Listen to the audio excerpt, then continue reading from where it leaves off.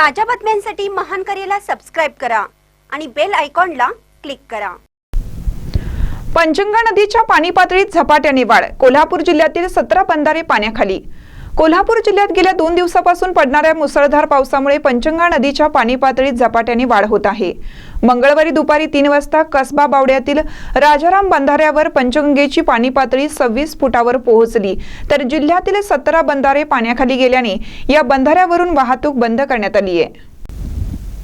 दरम्यान पंचगंगा नदीची इशारा पातळी 39 फूट तर धोका पातळी 43 फूट आहे। 17 जून रोजी जिल्ह्याला हवामान खात्याकडून ऑरेंज अलर्ट जारी करण्यात आला आहे।